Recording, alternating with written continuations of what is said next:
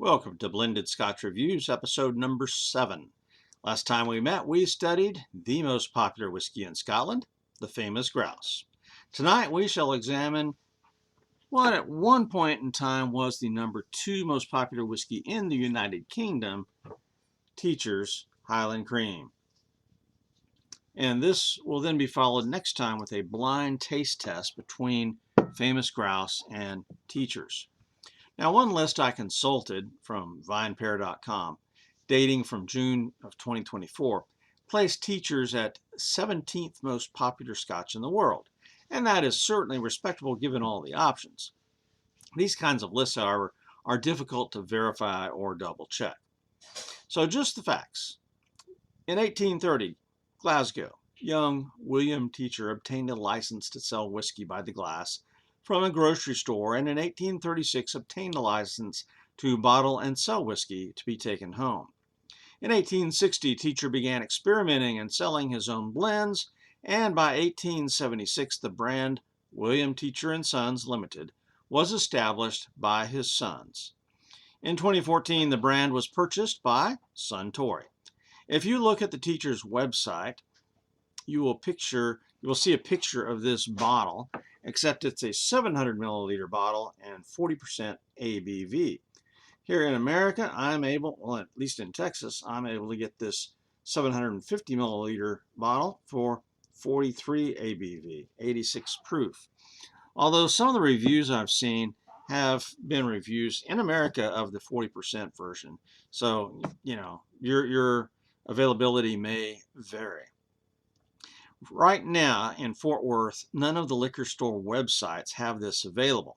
I bought this at Goody Goody in December of 2023 for $21, but their website now says it's not available. So I'm not sure. But right now, it's just scarce. The website for the whiskey says that on the nose, this has a deep, robust maltiness with some Highland peat smoke tang. It then fades to apples, pears, and honey, and on the palate, it's rich malts full of depth and substance, whatever that means. My score for this whiskey, 82. My letter grade, solid A. My recommendation, this blended Scotch is a step up in the peat department from Dewar's and famous Grouse, but would be comparable perhaps to the Isle of Skye 8. Thus, if someone wants to try a beginner level Scotch with peat smoke, Teacher's would be a great choice. This is a favorite of mine, but then I seem to say that about all the whiskeys we sample here. Do you like to combine cigars with your whiskey? This would probably be a great candidate. Do you want a good Scotch to go along with your cookouts, barbecue? Try Teacher's. There you go. Details. History. When we think of how governments can affect whiskey, we Americans tend to think of Prohibition, or, if you're a nerd like me, maybe the Bottled and Bond Act of 1897. Same thing happened in Great Britain, though, in 1823 with the Excise Tax Act that paved the way to increasing the licenses for those making and selling whiskey. So here's a rare instance of a tax that liberated people. In 1830, William Teacher obtained a license to sell whiskey from his future mother-in-law, her grocery store in Glasgow. So he was working for his fiance's mother there in the grocery store. And he obtained a license to sell whiskey, and the business was born. By 1832, he had opened his first dram shop in Piccadilly Street, Glasgow. And by 1836, he had opened a second shop and obtained a license to sell bottles of whiskey for customers to take home. And that was a controversial thing back then, take a bottle of whiskey home. That was a problem back then.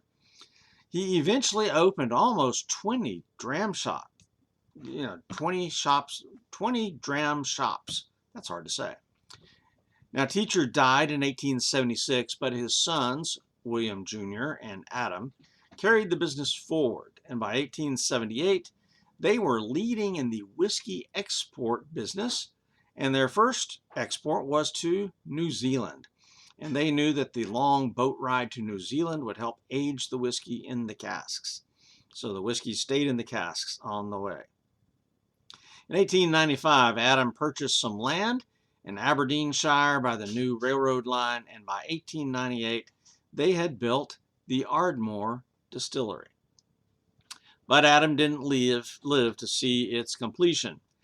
The company continued to grow, but survived the setbacks of World War and then Prohibition in America, and then the Second World War. All these things seriously interrupted the production and sale of whiskey. In 1960, they purchased Glendronach Distillery, and when I say they, the business stayed in the family's hands until about 1949, when they had to raise more capital, so they opened up their stock for sale. And so they lost control of part of their business. And also in the family, it was the daughters and their husbands who kind of carried on the business after that second generation. So that's why when you look it up, that the name teacher is not going to be found really in the line of people leading it, because it's the daughters' husbands. But it's still part of the family. And so in the 1980s, they claimed to have been the second best-selling whiskey brand in the UK. The first might have been Famous Grouse. I know Famous Grouse was the most popular in Scotland. In the UK, Bell's might have been first. I'm not sure. From the best-selling whiskey brand in the UK to 1976, the brand has been bought and sold, and today Suntory owns it.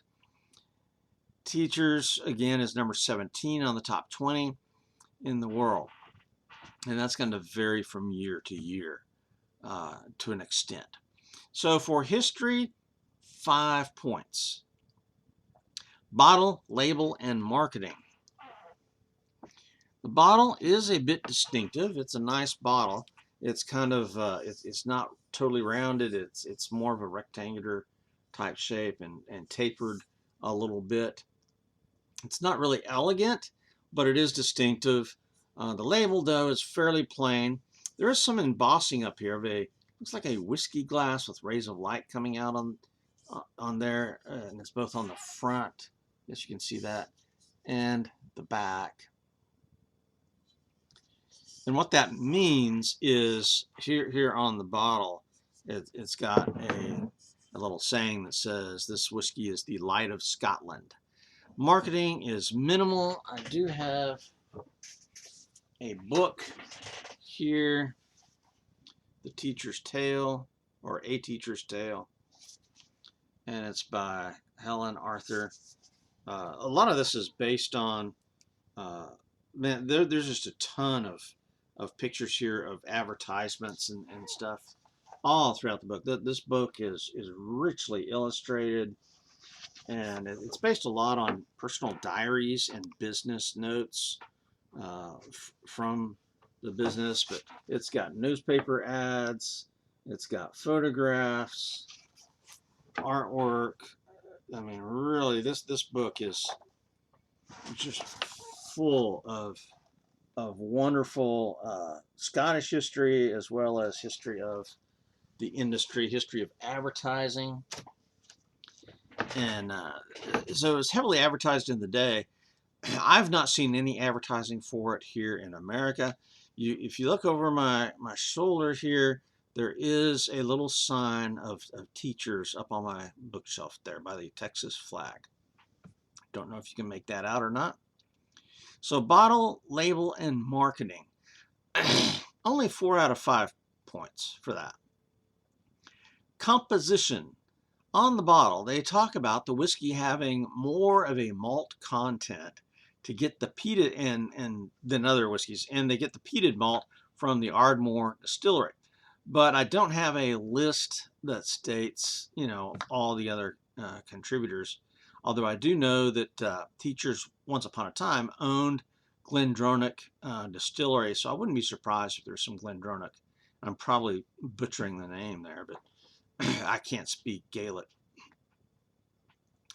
Uh, 45% of this whiskey is single malt. And so that's actually a pretty high percentage for a blend.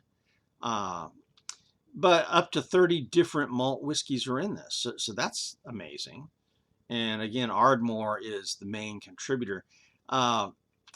Lefroy Distillery is one of their sister distilleries. Suntory owns Lefroy and Ardmore Teachers. The whiskey is aged in ex-Jim Beam barrels. And again, because it used to be Beam Suntory, now it's just Suntory. But yeah, they aged this in Jim Beam barrels because they had been bought by Beam. So now it's Japanese owned. Teachers, again, may have had some Glendronach in it at one point. I don't know if they do now or not, and probably do. But Glendronach is owned by the Chivas brothers now. So composition, 12 of 15. I mean, we know, with these blended scotches, so many distilleries go into it. You're not going to get a listing. You're just not. Now, appearance of this whiskey is a very, pale yellow. So this is not a dark whiskey at all. So very pale yellow. So 2 out of 5 for appearance. Did I say composition was 12 out of 15? And then this appearance is 2 out of 5. Nosing. All right, let's get to some of the fun stuff here. Nosing. The website says, a deep and robust maltiness shows through at the very start. That is accompanied by a gentle Highland peat smoke tang. This full flavor slowly fades to allow the sweeter, fruitier flavors of apples, pears, and heavy honey maturity to show through. Well, I definitely get the hints of pears, honey, maybe some heather. Just the tiniest bit of peat on the nose, nothing. Maltiness? I'm not so sure. I mean, my nose is weak. It's terrible. I can't hardly smell things, but I can smell something there. And really the pears and apples, I think the fruit comes through. So 8 points out of 10 for the nose. Now, for the taste. From the website, there's a challenging and exciting taste that at the same time is round, warming. I think that should have been and warming. So the website's got a typo. This superb flavor is full of rich malts and maturity that slowly fades to a silky rounded texture. This whiskey is a delight, full of depth and substance. Well, I'm not sure if I was going to describe a whiskey that I would start off by saying it's challenging. But here we go.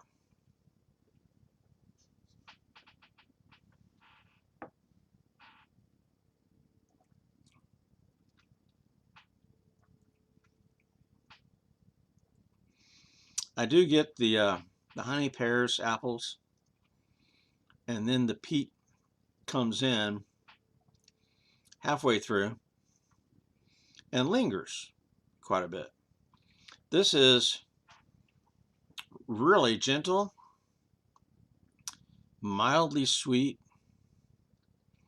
The fruitiness there. Maltiness, I'm just not sure. I'm not really picking up on the maltiness.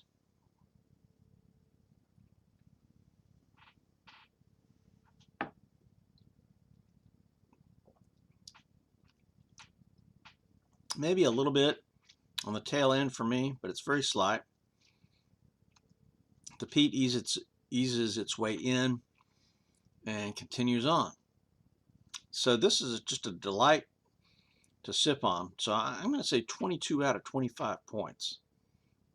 That is really quite good. What does the mouthfeel, burn, and finish like? This is a gentle whiskey with very little burn, maybe a little bit of tingle going on there, especially after the finish. The tingle lets you know that you've in fact had some whiskey. The burn is appropriate for an 86 proof. In fact, it's very mild.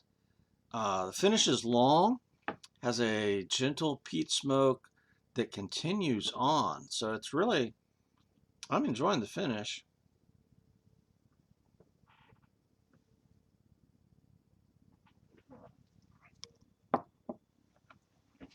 That is a delightful mouthfeel, burn and finish. 12 of 15.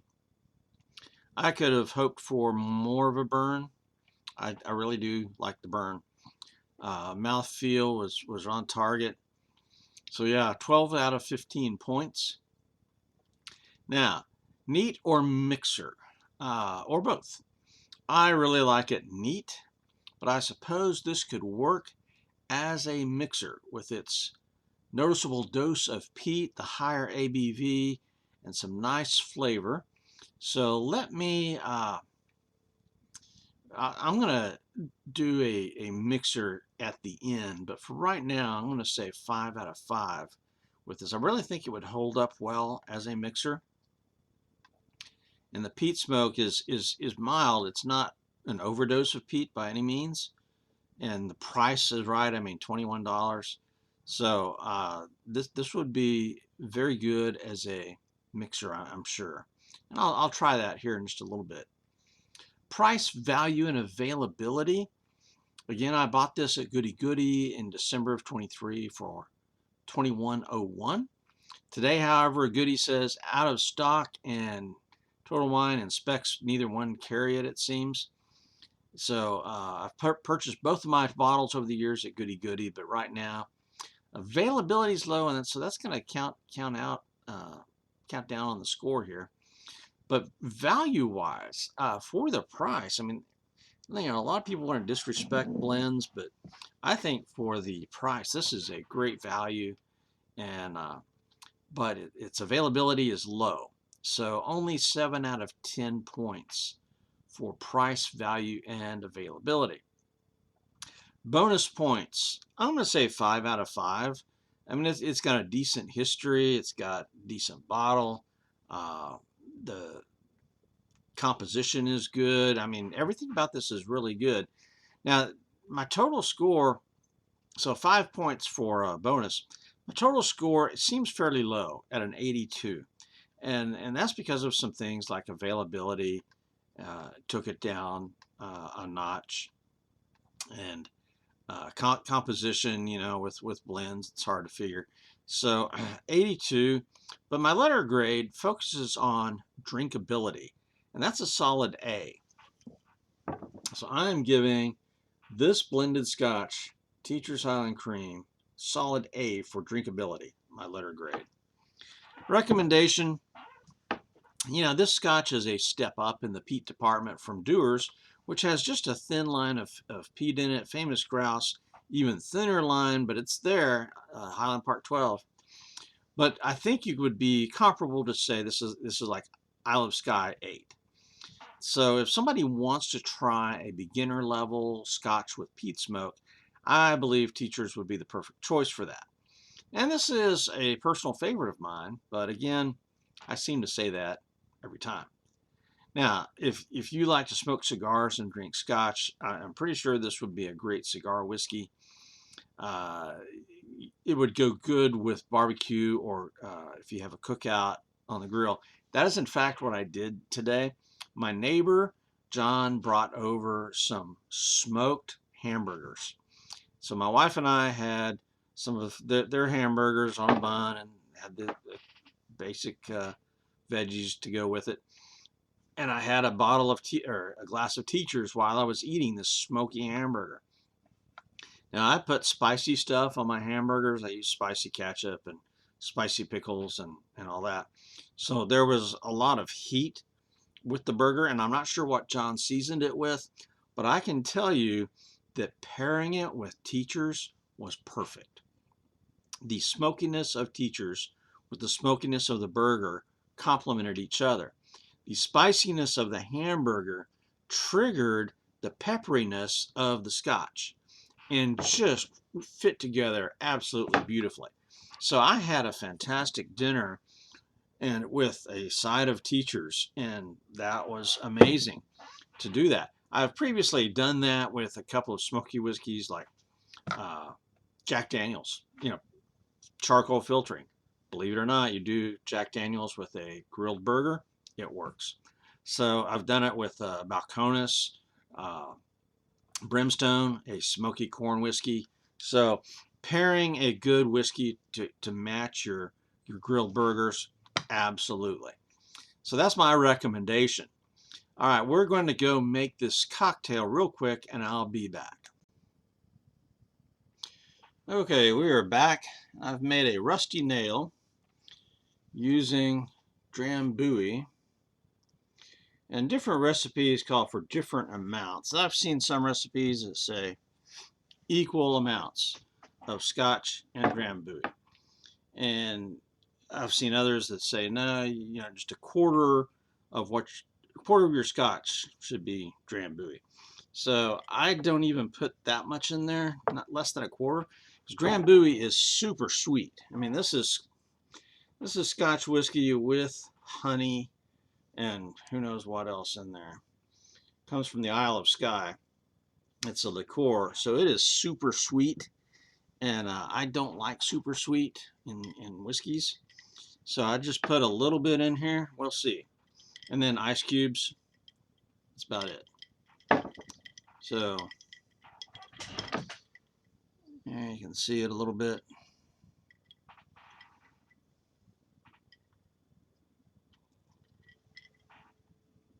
And it gives a wonderful aroma coming off that. That's very floral, heather, Scotch. I mean, that amps up the nose considerably.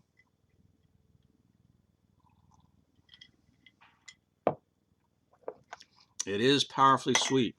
Well, I just would not. Even then, I think I might have put too much in there. The peat is a little bit hidden now.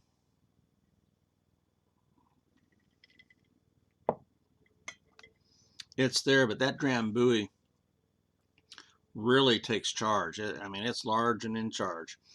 And I can't even imagine doing equal proportions of that. I did probably less than a quarter of a shot glass, and then filled the shot glass. I did less than a quarter, and yeah, very little. And then I filled the rest up with the Scotch and added a little bit more Scotch. So Rusty Nail is a very quick and easy cocktail, and Teacher's works for that. Although I gotta say that the effects of the Drambuie seem to overshadow the peat, which Teacher's is only lightly peated. It would be interesting to compare that with Isle of Skye 8, see who had the most peat. Here's a special guest, though, the Ardmore. And this is the whiskey, the single malt that is the largest contributor to Teacher's. Interestingly, this is a non-age stated whiskey, and it's only 40%. And used to, they never actually made their single malts for sale. It was only to go into blends. But they have started in the last 10 years or so selling bottles occasionally. And it's really fairly inexpensive. I think I got this for about $40. Well, the sales receipt is buried deep in there and it won't come out. So let me cleanse my palate real quick.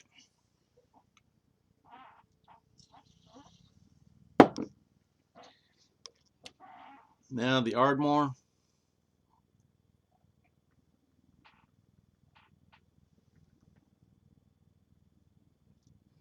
The Ardmore, you're going to get more peat. Definitely the peat stands out more from first to last there. But you can tell that, yeah, that's the major contributor to Teacher's. And so if you want a heavier dose of peat, then I would say, go to the Ardmore. Now, this is not going to be like Ardbeg 10. It's not quite that peaty, but it may be more than Highland Park 12. That would be interesting. But definitely, I mean, Ardmore is very reasonable money-wise, so that's worth it. And because it's so reasonable, I think you could even make a cocktail based out of that.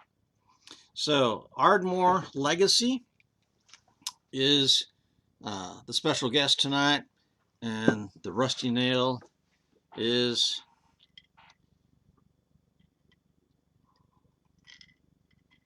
the cocktail. So teachers, it's an outstanding blended Scotch.